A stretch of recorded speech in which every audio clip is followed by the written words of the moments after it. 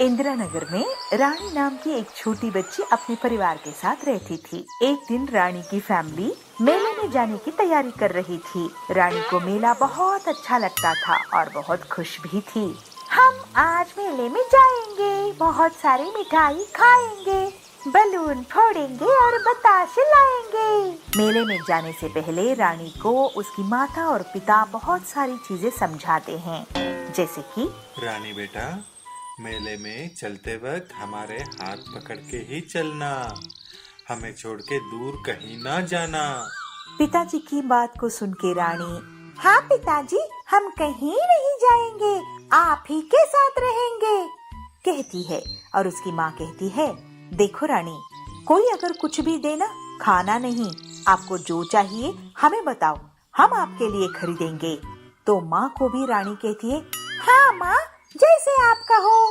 तो ऐसे तैसे करके रानी और उनकी परिवार की यात्रा चल पड़ती है मेले की ओर। मेले में जाते वक्त सब लोग नाश्ता करने के लिए उतर जाते हैं। अरे जल्दी जल्दी नाश्ता खत्म कर लो, वरना मेले में जाने के लिए देरी होगी। रानी बेटा, आ जाओ, तुम भी खा लो, यहाँ वहाँ देखते पीछे ना रह जाना।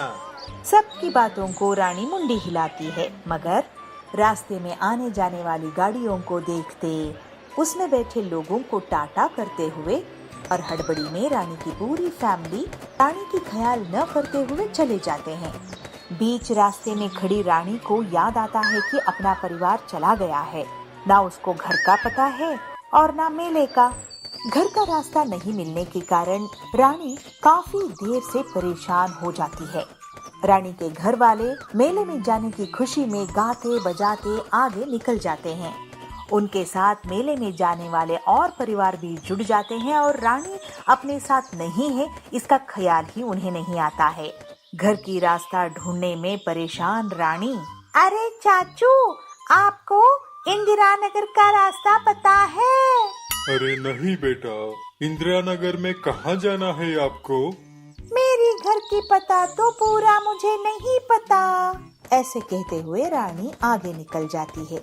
रानी को भूख बहुत सताने लगती है। भूख से जोर से रोती हुई रानी चलते चले जा रही है। ऐसे ही अपने घर की पता ढूंढते हुए रोते जाने वाली रानी को रास्ते में चॉकलेट की गाड़ी गुजरता हुआ नजर आता है और उस गाड़ी से एक बड़ा सा चॉकलेट नीचे गिर जाता है। रानी के तो भाग्य खुल गए। रोते रोते जाने वाली रानी की मुंह पे मुस्कुराहट आती है। अरे मुझे भूख लगी थी तो भगवान ने इतनी बड़ी चॉकलेट दे दी। ऐसे कहते हुए रानी अपने घर की रास्ता ढूंढना भूलकर उस चॉकलेट को उठाती है। चॉकलेट इतना बड़ा था कि रानी के हाथ से उसको उठाना भी नहीं हुआ। तो रैपर खोल के रानी एक जगह पे एक टुकड़ा तोड़ के खाने शुरू करती है और उसी समय वहाँ पे एक पुलिस की गाड़ी आती है। रानी को फट से याद आ जाता है कि उसे घर भी पहुँचना है, तो दौड़ के जाके पुलिस की गाड़ी को रोक लेती है। पुलिस अंकल, मैं ना रास्ता भूल गई हूँ, मुझे घर जाना है। बेटा, आपका घर कहाँ है? एड्रेस क्या है? मुझे तो सिर्फ इतना पता है कि मेरा घर इंदिरा नगर में है। तब पुलिस वाला भी परेशान हो जाता है और रानी को कहता है, कोई बात नहीं, हम आपको घर पहुंचा देंगे। कहते हुए रानी को गाड़ी में बिठाता है, मगर रानी थोड़ी ही आने वाली थी। वो कहती है, पहले अपना चॉकलेट उठा ले। पुलिस वाला भी डट जाता है, या रानी को ले जाएगा या फिर चॉकलेट को। तो रानी दोनों हाथों से खींचते हुए उस चॉकलेट को गाड़ी में चढ़ा देती है। गाड़ी में बैठ के पेट भर चॉकलेट खाती है। रानी ने सोचा, थोड़ा बहुत इसे पुलिस वाले को भी दे दे और बाकी बचा हुआ घर ले जाए, ताकि घर में जो उनके परिवार है वो भी खा सके। हाँ, इतनी अच्छी चॉकलेट तो अकेले नहीं खाना चाहिए, ज्यादा चॉकलेट खाने से दांत सड़ जाते हैं ना। ऐसे मन में कहते हुए पुलिस वालों को भी एक एक टुकड़ा चॉकलेट तोड़ के देती है। उतने में पुलिस स्टेशन भी आ जाता है। इस तरफ पुलिस स्टेशन में रानी की पिताजी और माँ भी थे। वो कंप्लेंट लिखाने आए थे रानी के बारे में। अपनी माँ और पिताजी को देखते हुए रानी दौड़ के आती है। और कहती है, माँ और पिताजी देखो ना मैं क्या लाई हूँ। अरे रानी बेटा, आप कहाँ चले गए थे? रानी, तुम्हें इतना समझाया था ना कि मेले में जाते समय हाथ नहीं छोड़ना चाहिए। हम कितना घबरा गए थे। कहाँ गए थे आप? और पुलिस की गाड़ी में आप कैसे आए? अरे माँ, मुझे ना भूख लगी थी और घर का रास्ता भी नहीं पता था, तो मैं वहाँ पे ये चॉकलेट मिला, खाते बैठी थी। पुलिस अंकल मुझे घर जाने की प्रॉमिस करके यहाँ लेके आए हैं। अच्छा हुआ तुम्हें यहाँ तक ले आए। हाँ पिताजी, आप यहाँ पे हो ना, अच्छा ही हुआ। कहते माँ और पिताजी की दोनों को हाथ पकड़ के गाड़ी तक ले जाती है और माँ पिताजी गाड़ी में देखते हैं कि इतना बड़ा चॉकलेट पड़ा है। अरे रानी, आपको इतना बड़ा चॉकलेट किसने दिया? कहा था ना कि कोई कुछ दे तो आप उसको खाना नहीं। अरे माँ, मैंने किसी से मांगा नहीं और किसी ने मुझे दिया भी नहीं। ये बड़ा चॉकलेट जब चॉकलेट की गाड़ी जा रही थी उससे गिर गई थी, तो हमने भूख लगी थी तो लेके खा लिया। रानी को वापस पाने की खुशी में उस चॉकलेट को भी लेके स्टेशन में सबको चॉकलेट बांटती है रानी की माँ और पुलिस इंस्पेक्टर को धन्यवाद कहते हुए रानी के साथ वापस खुशी खुशी घर चले जाते हैं। चंपक वन में बबलू अपनी बेटा और अपनी पत्नी के साथ रहा करता था। वो एक गरीब किसान था और केसू की फूलों की खेती करता था और उनसे वो प्राकृतिक रंग बनाया करता था।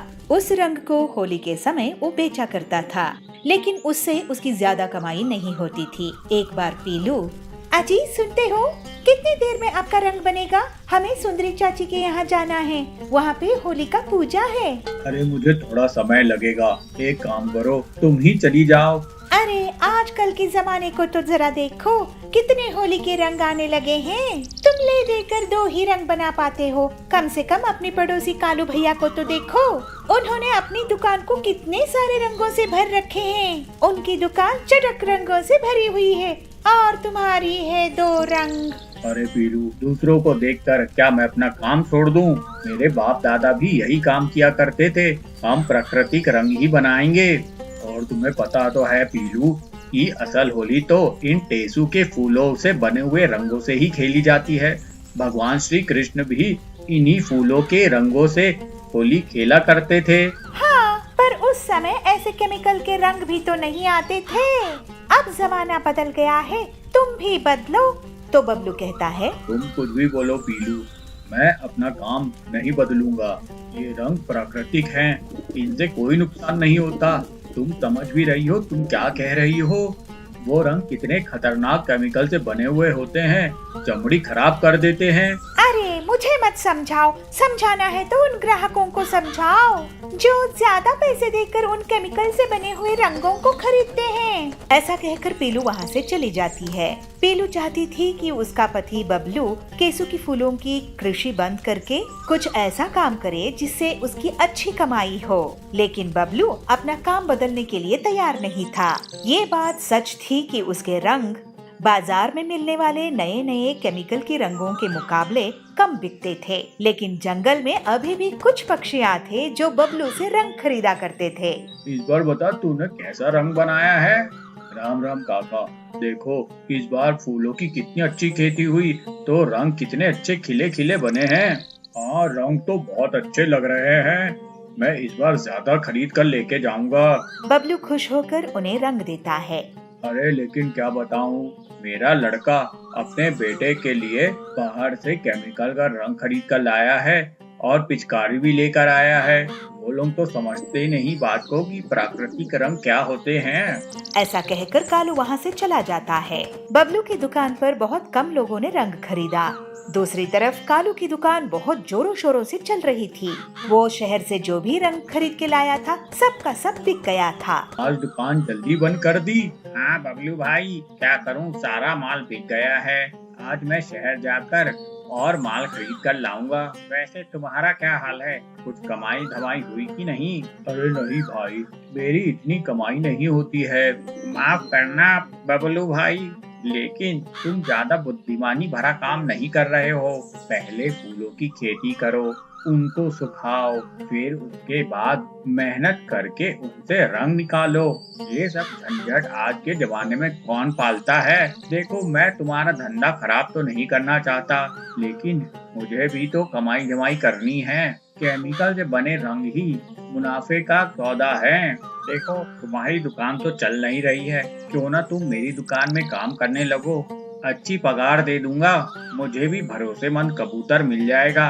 बताओ, क्या कहना है तुम्हारा? अरे नहीं भैया, मैं आपके यहाँ अभी काम नहीं कर सकता हूँ। मेरी जो भी कमाई है मैं उससे संतुष्ट हूँ।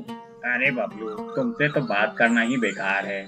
ऐसा कहकर कालू वहाँ से चला जाता है, पर बबलू अपनी मेहनत से प्राकृतिक रंग बनाना जारी रखता है और होली का त्योहार आ जाता है। जंगल में सभी धूमधाम से होली मना रहे थे, लेकिन बबलू के घर में उतनी खुशी नहीं। पीलू दुखी थी कि उसके पति की कमाई नहीं हो रही है और वो उसे कहती है, अरे अजी देखो ना, पूरी जंगल कितनी खुशी से त्योहार मना रहा है और एक हम हैं, हमारे पास त्योहार मनाने के लिए पैसे ही नहीं है। आखिर क्या काम आया तुम्हारा रंग बेचने का काम, वो भी होली की जैसी त्योहार में। पूरे जंगल में पक्षियाँ मिलजुल कर बहुत खुशी के साथ होली मना रहे थे, मगर थोड़ी ही देर के बाद उन सब के शरीर में अजीब सी जलन होने लगी और खुजली भी होने लगी। वो सभी पक्षी परेशान हो गए। वे लोग नदी में जाकर नहाने लगे और जब रंग उतरा, देखे कि उनके पर जल चुके हैं। वे सभी डॉक्टर के पास गए। डॉक्टर ने उनकी जांच की और कहा, अरे आप लोग क्या रंग से होली खेल रहे थे कि तेजाब से? देखिए कैसे आपके पर जल चुके हैं। आप सबको स्किन इन्फेक्शन हो गया है। लगता है बहुत ही हानिकारक रंग से आप लोगों ने होली खेली है। उन पक्षियों की घर वाले काले कौवे को घेर लेते हैं और उससे पूछते हैं कि वो ऐसा कौन सा रंग लाता था। कालू उन्हें कहता है, अरे अजीब लोग हो आप लोगों को तो पता ही है कि मैं केमिकल के रंग बेचता था। आप लोग खुशी खुशी लेके जाते हो और अब मुझ पे इल्जाम लगाते हो। कालू की बात सही थी। सभी अपनी मर्जी से उसके यहाँ रंग खरीदे थे। अब तो सबकी होली खराब हो चुकी थी। अब कुछ समय बाद जब वो सारे पक्षी ठीक हुए तो वो सभी बबलू के घर पहुँचे और उससे बोले, अरे बबलू भाई, तुम ही प्राकृतिक रंग बेचा करते थे। अब हम फिर से होली मनाएंगे और पूरे जंगल के लिए तुम ही रंग बनाओगे। ये सुनकर बबलू बहुत खुश होता है। अब हर साल बबलू से ही पूरे जंगल वाले उसके प्राकृतिक रंग खरीदते हैं। इस तरह बबलू काफी सारा पैसा कमाने लगता है। बेलापुर में पीलू चिड़िया अपनी सहेली के साथ फूल बेचने निकली। फूल ले लो फूल, रंग बिरंगे फूल, ताजे ताजे फूल। तभी वहाँ पर नट्टू काका आया। नट्टू काका, हमसे फूल ले लो। नहीं नहीं, मुझे तेरे फूल नहीं चाहिए, ऐसे कई फूल मेरे घर में पड़े हैं। ये सुनकर पीलू चिड़िया उदास हो जाती है और रोने लगती है।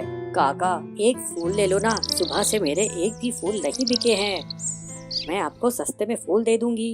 अरे तेरे फूल सस्ते हो या महंगे, जब मुझे तुझसे फूल खरीदने ही नहीं हैं, तो मैं क्यों लूं? चल जा यहाँ से, कहीं और बेच अपने फूल। काका, मैं और मेरी सहेली सुबह से निकले हैं, हमारा एक भी फूल नहीं बिका तो हमारे घर में खाने के लिए पैसे नहीं रहेंगे। काका कहता है, अरे तेरा फूल नहीं बिक रहा है तो मैं क्या करूं? तूने सुबह से कुछ नहीं खाई तो मैं क्या करूं? तेरी सहेली कुछ नहीं खाई तो मैं क्या करूं? ये तुम लोगों के बहाने होते हैं जिससे तुम हम लोगों से पैसे निकलवा सको।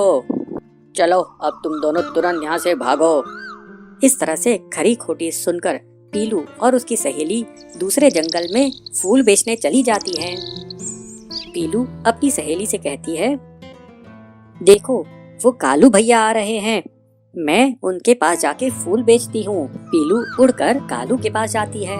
कालू भैया ये फूल ले लो, देखो ये कितने सुंदर हैं, इन्हें आप हम गरीब से खरीद लो ना, मैं आपको बिल्कुल सस्ते दामों में दूंगी, बाजार में इससे सस्ता फूल नहीं मिलेगा। कालू कहता है, अरे तेरे फूल मुझे नहीं चाहिए, चल हट मेरे रास्ते से, जा किसी और को फूल बेचना, पता नहीं कहाँ कहाँ से आ जाते हैं। कालू बिना फूल खरीदे वहाँ से चला जाता है। कालू के जाने पर पीलू बहुत उदास हो जाती है और फिर से रोने लगती है। सुबह से एक भी फूल अभी तक नहीं बिका। फूल नहीं बिकेंगे तो मेरी बीमार माँ की दवाई कैसे आएगी। इस तरह से पीलू चिड़िया रोते हुए अपनी माँ के पास जाती है। उसकी माँ पीलू चिड़िया को रोते हुए देखकर उससे पूछती है, क्या हुआ बेटी, क्यों रो रही है। माँ, सुबह से शाम हो गई लेकिन फिर भी एक भी फूल नहीं बिका, तुम्हारी दवाइयाँ कैसे आएंगी। इस पर पीलू चिड़िया की माँ उससे कहती है, बेटी तू चिंता मत कर, ऊपर वाला हमारी मदद के लिए किसी न किसी को जरूर भेजेगा। हम गरीबों को वो ऐसे ही मुसीबत में नहीं छोड़ता।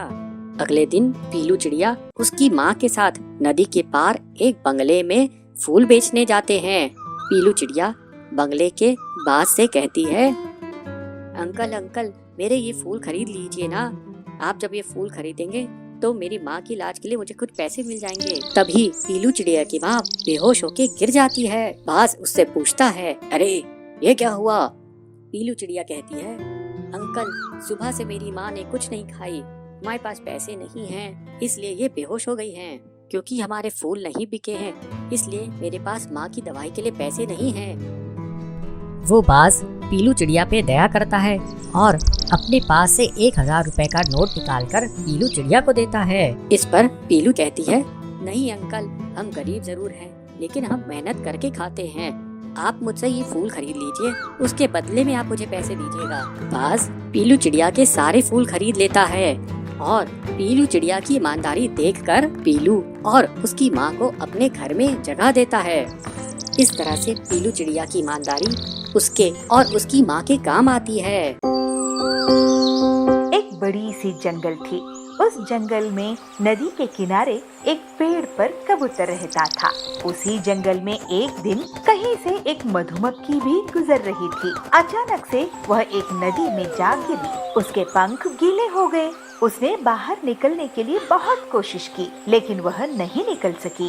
जब उसे लगा कि वह अब मर जाएगी, तो उसने मदद के लिए चिल्लाना शुरू कर दिया, अरे कोई तो मुझे बचाओ बचाओ, मैं नदी में गिर गई हूँ, मैं उड़ नहीं पा रही हूँ, मुझे नदी से बाहर निकालो। तभी पास के पेड़ पर बैठे कबूतर की नजर उस पर पड़ गई। कबूतर ने उसकी मदद करने के लिए तुरंत पेड़ से उड़ान भर ली। नदी के पास जाकर बैठने वाली कबूतर सोचती है, अरे इसको कैसे बचाएं? ये तो इत्तू सा मधुमक्खी है। हाँ, आइडिया। ऐसे कहते हुए एक तरकीब सोचती है। कबूतर ने एक पत्ते को अपनी चोंच में पकड़कर उसे नदी में गिरा दिया और मधुमक्खी से कहा, अरे मधुमक्खी, आप न इस पत्ते पर बैठ जाओ, मैं अपनी चोंच में इसे लेके नदी से बाहर उड़ जाऊंगी। हाँ, आपकी आइडिया तो बहुत ही अच्छी है, आप बहुत होशियार हो, मैं जरूर उस पत्ते पे बैठ के नदी पार करूंगी।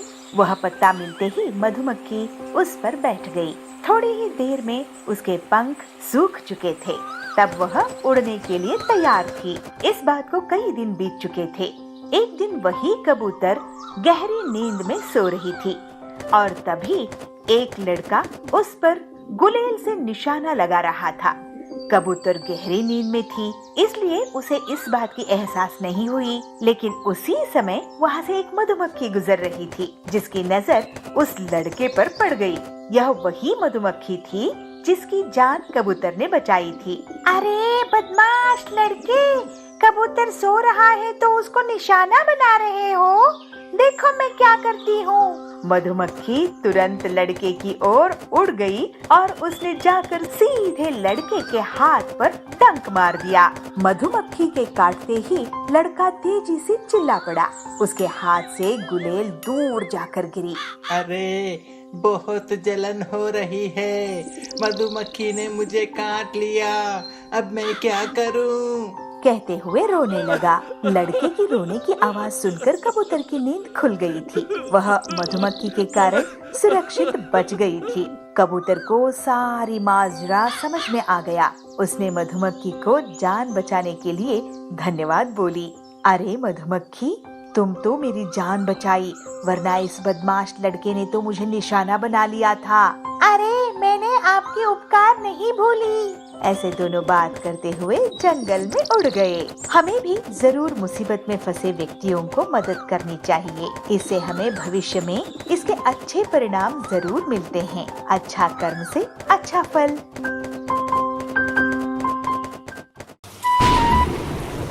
एक जंगल में एक हरा भरा आम का पेड़ था। आम के पेड़ पर संगीत नाम की एक कोयल रहती थी। उसने बहुत सुंदर घोंसला बनाया हुआ था जिसमें उसके छोटे छोटे बच्चों के साथ वो रहती थी। छोटे होने के कारण वो बच्चे अभी उड़ना सीख ही रहे थे, तो संगीत उनके लिए खुद वो खाना ढूंढ कर लाकर अपनी चोंच से प्यार से खिलाती थी। एक दिन जोरों शोरों से बरसात शुरू हो गई। बिजली गरज रही है, बारिश हो रही है। तभी संगीत के बच्चों को जोर से भूख लगने लगी। माँ, भूख लगी है माँ। अरे बच्चों, मैं कुछ न कुछ इंतजाम करती हूँ। देखते ही देखते बच्चे जोर जोर से चिल्ला के रोने लगे। एक बच्चे को देख के दूसरा बच्चा रोने लगा। माँ, मुझे भी भूख लग रही है माँ, कुछ न कुछ तो दो ना। संगीत को बहुत चिंता हुई। अपने बच्चों को रोते हुए संगीत को नहीं देखा जा रहा था। वह उन सबको चुप कराने की कोशिश कर रही थी, किंतु बच्चे भूख से तड़प रहे थे। माँ देखो ना, कल का कुछ भी हो चलेगा, मैं खा लूंगी। इस बात से संगीत उदास होने लगी क्योंकि घर में कुछ नहीं था। संगीत सोच में पड़ गई। अरे इतनी जोर बारिश हो रही है, मैं खाना कहाँ से लाऊंगी? मगर मैं खाना नहीं लाई तो बच्चों को भूखा शांत कैसे कर पाऊंगी? ऐसे मन में अपने हिसाब किताब लगा रही है और सोच रही है। काफी सोचने के बाद संगीत ने एक लंबी उड़ान भरी और पंडित जी के घर आ पहुंची। पंडित जी ने प्रसाद में मिले चावल, दाल, फल, सब्जी सब सूखने के लिए आंगन में रखा हुआ था। कोयल ने उसको देखा। अरे यहाँ पे तो काफी सारा भोजन है, मैं अपने बच्चों को जरूर पेट भर खिला सकती हूँ। यह सोचते हुए बच्चों के लिए अपने मुंह में संगीत ने ढेर सारा चावल लिया और पैरों से एक फल भी ले लिया और झटपट वहाँ से उड़ गई। भीगी भागी सी जैसे ही वो घोंसले में पहुँचती है तो सभी बच्चे एक साथ पूछते हैं, माँ आप भीग गए हो? माँ मुझे ना भूख नहीं है, आप बरसात में मत जाओ। बच्चों की बात सुनते हुए संगीत की आंखों में भी पानी आ जाता है और अपने पंख को झटकाते हुए बोलती है, अरे मैं माँ हूँ, मुझे कुछ नहीं होगा, आपका पेट भर जाए इससे ज्यादा मुझे क्या चाहिए? ऐसे कहते हुए सभी बच्चों को प्यार से अपने मुंह में जो दाना लाई थी उसको खिलाती है और फल भी काट काट के वो भी देती है। फल और दाने खाकर बच्चों का पेट भर गया। वह सब चुप हो गए और आपस में खेलने लगे। संसार में माँ की ममता का कोई जोड़ नहीं है। अपनी जान की पत्नी में डालकर भी माँ अपनी बच्चों की पेट भरती है और उसकी भलाई चाहती है। बच्चे खुश तो माँ भी खुश। ऐसे संगीत और बच्चे बहुत खुशी खुशी से बरसात का मजा लिया।